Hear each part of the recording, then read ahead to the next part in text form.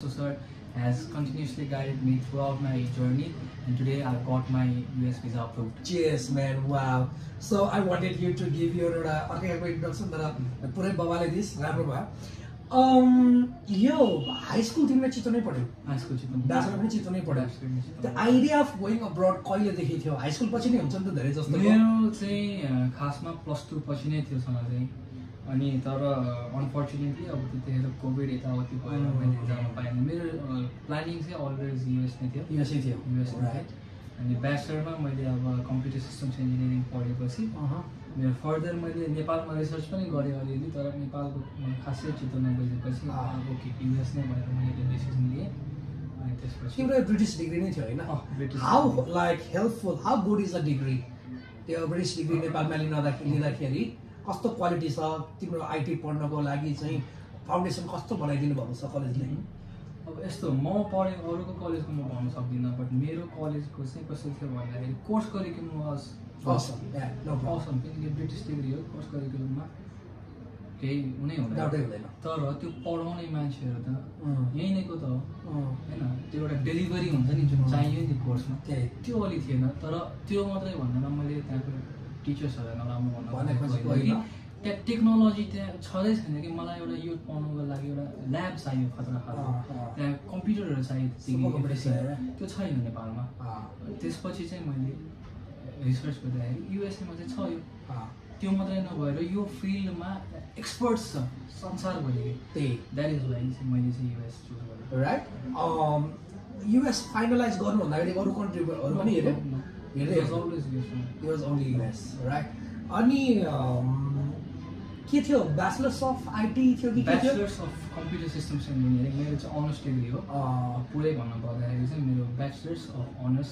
कुन युनिभर्सिटीमा? मेरो युनिभर्सिटी चाहिँ युकेको हो, युनिभर्सिटी अफ सन्डरल्यान्डको. राइट. अनि तिमीले ब्याचलर्स सकाइसकेपछि अनि you thought to study in the US? I thought to study in the US, तर मलाई चाहिँ ब्याचलर्स पछि डाइरेक्ट मास्टर्समा जम्प गरिहाल्नु चाहिँ मन लागेन. त्यही भएर मैले 1 इयर चाहिँ यहाँ वर्क एक्सपिरियन्स लिएँ. मैले आफ्नो पढेको कुराहरू मैले प्र्याक्टिकली रियल वर्ल्डमा कसरी हाल्न सक्छु भनेर 1 इयर चाहिँ मैले एज अ डेटा एनालिस्ट पनि काम गरेँ. अनि कस्तो कस्तो अनुभव छ नेपालमा काम गर्दाखेरि? नेपालमा काम गर्दाखेरि अब एउटा एक्सपिरियन्स चाहिँ गेन हुने नै भयो होइन. तर च्यालेन्जेसहरू पनि छ, किनकि तपाईँलाई अब डेटा एकदम हाई भोल्युम्स अफ कम्प्लेक्स डेटाहरू इन्टिग्रेट गर्नुको लागि त्यो सिस्टम छँदै छैन, त्यो टेक्नोलोजी छैन होइन. अब सिक्छु भने पनि सिकाउने मान्छे पनि छैन होइन. अब त्यसको लागि चाहिँ स्पेसली मेरो फिल्डमा चाहिँ नेपालभन्दा म युएस नै प्रिफर गरेँ. अनि म युएस नै एउटा डिटर्मिनेसन लिएर ट्राई गरेँ. अर्को यो नेपालमा छैन भन्ने कुरामा चाहिँ म तिमीहरूभन्दा एक स्टेप अगाडिको जेनेरेसनको भएकोलाई के एन्सर दिन चाहन्छु भने हामीलाई पनि सिकाइदिने मान्छे चाहियो नि. सो यो teachers were taught here, they could afford to study abroad, right? उनीहरूलाई अब प्यासन त आइटीमै थियो. अब उहाँहरूले यहीँ पढ्नु, सरहरूले त्यही पढाइदियो. हेर न, उहाँहरूले पनि त एक्सपोजर पाउनु भएको छैन नि. सो द्याट अब होल त्यो साइकल नै त्यसरी चलिरह. सो तिमीहरू जस्तो जो बाहिर गएर पढेर आउँछौ नि, यदि पढेर आयौ भने चाहिँ आई थिङ्क केही न केही चेन्ज गर्न सकिन्छ होला. चेन्ज गर्न सकिन्छ. जस्तै अब मैले आफैले सोच्दाखेरि पनि बाहिरबाट एउटा स्किल्स र एउटा एक्सपर्टिज लिएर आइसकेपछि चाहिँ केही नभए पनि एउटा सानो कम्पनी खोलेर ट्रेनिङ्स र सर्टिफिकेसन्स मात्रै प्रोभाइड गरिदियो पनि यहाँको स्टुडेन्ट्सहरूले धेरै नै फाइदा पाउँछ, धेरै अपर्च्युनिटिज पाउँछ.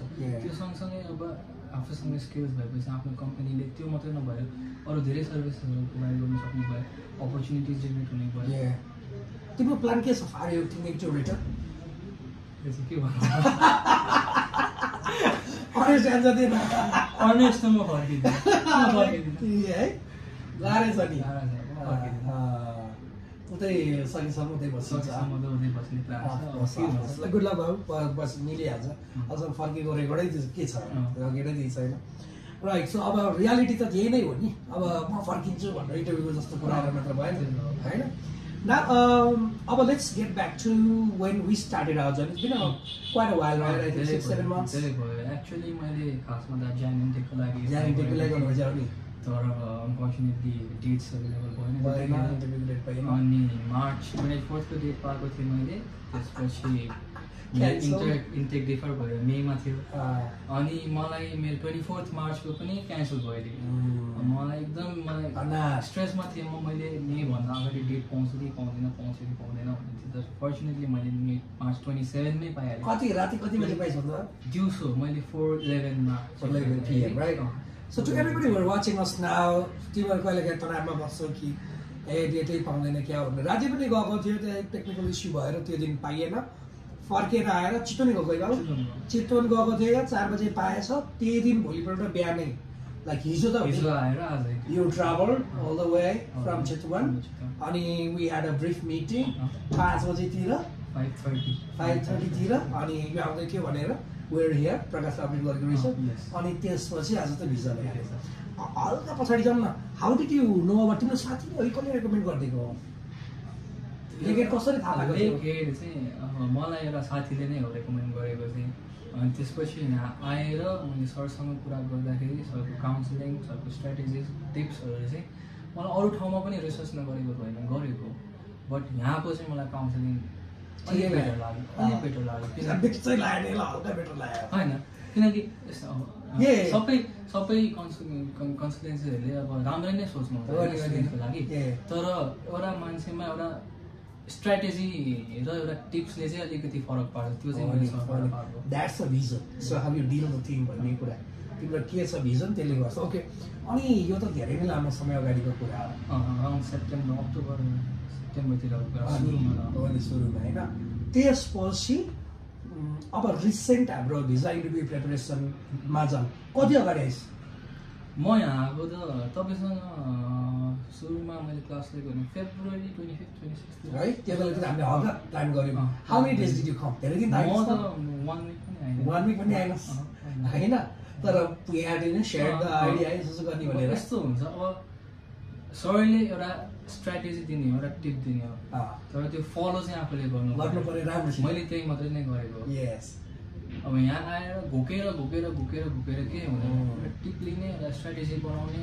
कसरी डेलिभर गरौँ मेसेजलाई त्यो एउटा प्लानिङ गरेर जानु पर्यो मेरो चाहिँ के थियो धारणा भने राज्यमाथि चाहिँ ऊ चाहिँ आइडिया ठ्याक्क बुझ्छ उसले चाहिँ मैले के भन्नु ठ्याक्क बुझ्छु र उस he can deliver so well मैले भनेको कुरा तुरुन्तै तिमीले दिँदाखेरि त्योभन्दा बेटर बनाएर क्या यस यो पो त भनेर चाहिँ नि दिन्छस् तैँले so I always had a trust हिजो पनि उसले यो ग्यारेन्टी भनेको थिएँ नि होइन so that's how we did it so interview prepare गरेँ यताउति गयो ठ्याक्कै भयो अब चाहिँ like to everybody who are watching us bit उसमा भनौँ न मोमेन्ट अफ ट्रुथमा जाउँ आज ठ्याक्क गएपछि तिम्रो त्यो माहौल के कस्तो थियो भन्दै उनीहरू हेरिरहने माहौल चाहिँ आज अब मेरो 9:30 को अपोइन्टमेन्ट थियो म अराउन्ड 8:45 मा पुगेको थिएँ एमडिसी चाहिँ अनि अब भित्र गएपछि बारकोडहरू पासपोर्टमा स्ट्याम्प गरेपछि मलाई फेरि बाहिर पठाइदियो भित्र एकदम मान्छेको भिड छ बाहिर नै वेट गर्नु भनेर सबैलाई फेरि बाहिर पठाइदियो त्यो हुँदाखेरि चाहिँ अब भित्र गएर एउटा मान्छे